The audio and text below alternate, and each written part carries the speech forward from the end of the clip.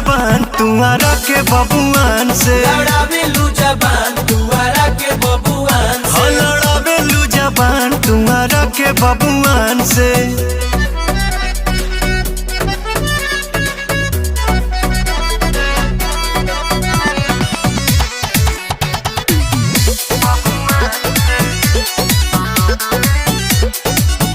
और काटा के दम पर दुपट्टा पकड़ के करेला प्यार काहे जबरी रगड़ के।